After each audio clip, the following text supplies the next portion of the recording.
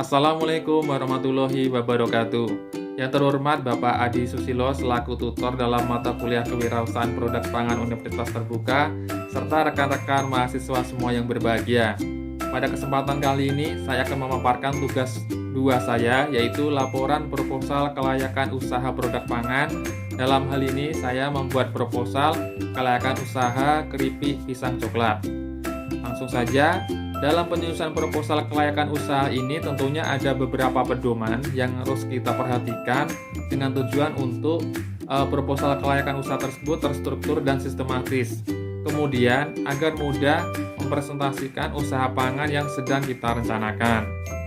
Ada 17 komponen dalam pedoman penyusunan proposal tersebut. Yang pertama yaitu ringkasan eksekutif, yaitu ringkasan atau ringkasan singkat dari rencana bisnis yang akan disampaikan kepada orang lain. Dalam hal ini, usaha keripik pisang coklat saya yaitu keripik yang terbuat dari bahan baku berupa pisang kepok, kemudian dibalut, ditabur dengan bubuk coklat sehingga menambah daya tarik tersendiri dan lebih disukai oleh semua kalangan, baik anak-anak, remaja, dan orang tua. Dan untuk bahan bakunya tersebut sangat mudah didapat di Kota Bengkulu ini. Kemudian keripik pisang coklat ini adalah cemilan sehat yang tidak mengandung bahan pengawet. Untuk pemasarannya, saya secara langsung dan online. Yang kedua, mengenai produk tersebut.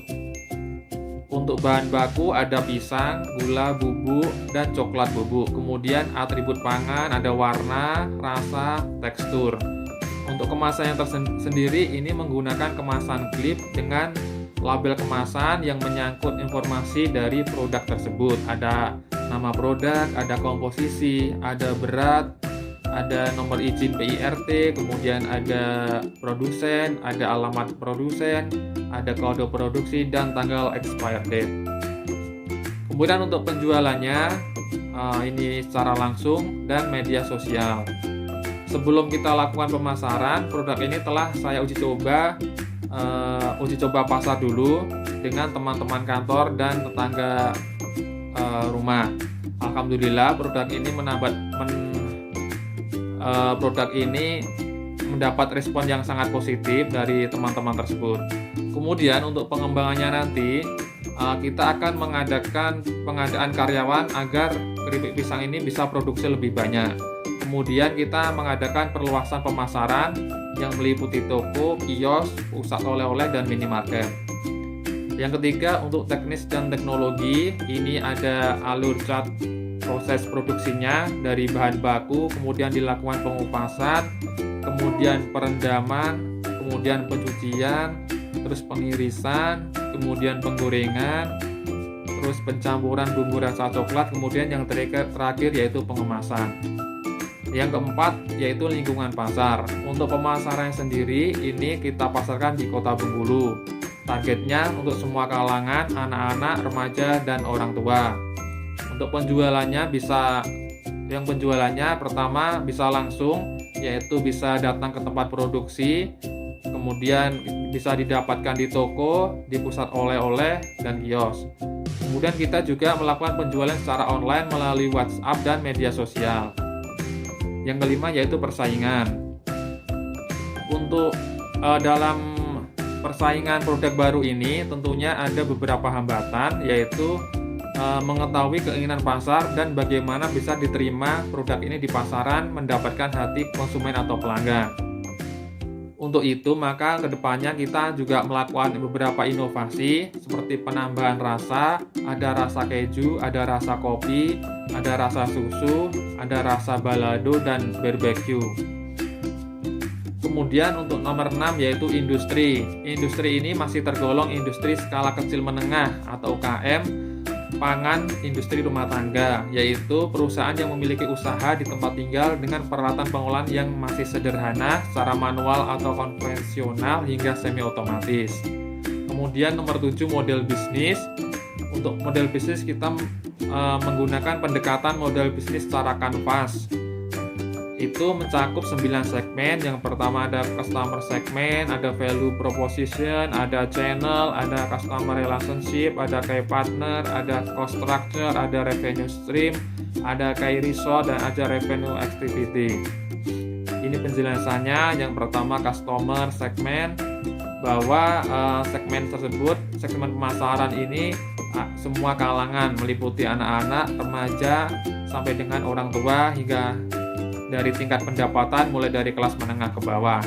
Yang kedua yaitu value proposition, yaitu nilai tambah pada keripik pisang coklat ini, bahwa keripik pisang coklat ini diolah tanpa menggunakan bahan pengawet sehingga aman dikonsumsi dalam kehidupan sehari-hari. Yang ketiga yaitu channel. Untuk channel ini merupakan saluran pemasarannya atau penjualannya yang meliputi secara langsung di tempat produksi, toko, kios, pusat oleh-oleh, kemudian menggunakan media sosial, WhatsApp, dan lain-lain. Yang keempat yaitu customer relationship, bahwa kita sebagai penjual harus melakukan pelayanan yang terbaik kepada pelanggan, mengutamakan pelayanan prima.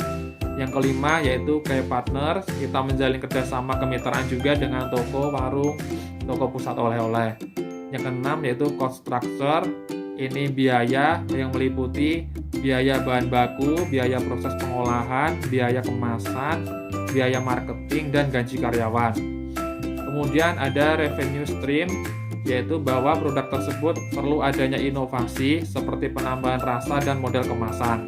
Kemudian yang ke-8 ada key resort, bahwa sumber daya yang dimiliki meliputi sumber daya manusia, sumber daya fisik bangunan, dan fasilitas.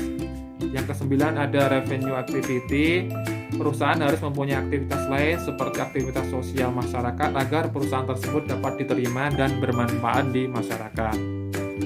Kemudian yang ke-8 ada strategi pemasaran dan penjualan.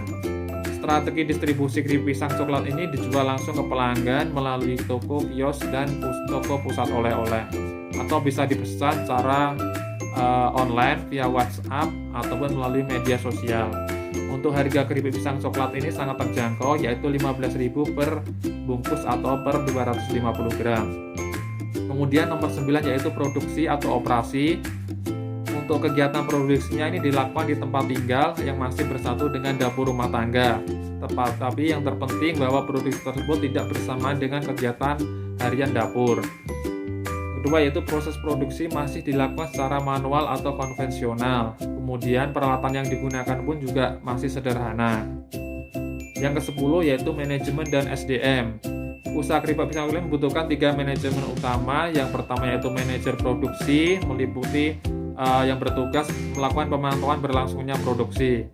Kemudian yang kedua manajer keuangan yang melakukan perencanaan kebutuhan alat yang dibutuhkan, bahan baku, serta mengatur pemasukan dan pengeluaran keuangan produksi. Yang ketiga yaitu manajer pemasaran yang bertugas melakukan pemasaran baik secara langsung ataupun dengan mitra melalui media sosial. Kemudian nomor 11 yaitu kekayaan intelektual. Untuk rencana merek produk usaha keripik pisang ini menggunakan merek dagang keripik pisang coklat Makres. Kemudian nomor 12 yaitu peraturan dan masalah lingkungan. Untuk perizinan tersendiri kita sudah melakukan koordinasi dengan instansi yang berwenang. Izin edar, PIRT kita mengajukan ke Dinas Kesehatan Kota atas rekomendasi pemeriksaan dari Balai POM Bengkulu. Kemudian untuk masalah limbah industri kita akan bekerja sama dengan Dinas Lingkungan Hidup. Nomor 13 yaitu faktor risiko. Untuk risiko ini yang pertama yaitu munculnya pesaing baru baik dengan produk yang sejenis ataupun jenis lain yang memiliki daya tarik lebih unggul. Kemudian ada risiko suatu saat itu kenaikan harga bahan baku dan bahan lainnya otomatis ikut menaikkan harga jual sehingga dikhawatirkan akan menurunkan minat pembeli. Kemudian 14 pertimbangan pengaturan waktu. Dalam waktu 1 bulan, usaha ini fokus untuk promosi harga murah untuk menarik konsumen. Kemudian dalam waktu 3 bulan akan mengevaluasi target pemasukan yang telah tercapai. Yang kemudian dalam waktu 1 tahun akan dibuat perluasan usaha. Nomor 15 yaitu proyeksi keuangan, bahwa sumber pendanaan usaha ini berasal dari modal pribadi, sedangkan tahapan biayanya berdasarkan modal awal dan perputaran hasil penjualan. Untuk proyeksi laporan keuangan, laporan penghasilan akan dibuat secara per bulan dan rutin setiap tahun lengkap dengan neraca, laporan rugi laba, dan laporan kas masuk keluar.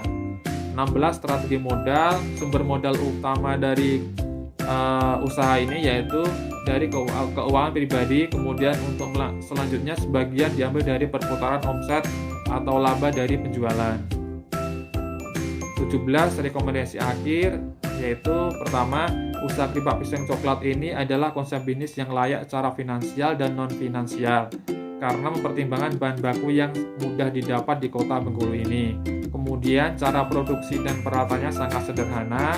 Kemudian modal yang dibutuhkan juga tidak terlalu besar sehingga sangat terjangkau untuk seseorang yang akan mulai mendirikan usaha. Kemudian yang jelas, yang terakhir, dapat meningkatkan konsumsi makanan ringan di masyarakat Kota Bengkulu dan meningkatkan UMKM di Kota Bengkulu ini. Terima kasih, demikian pemaparan dari saya tentang proposal kelayakan usaha. Lebih kurang mohon maaf. Wassalamualaikum warahmatullahi wabarakatuh.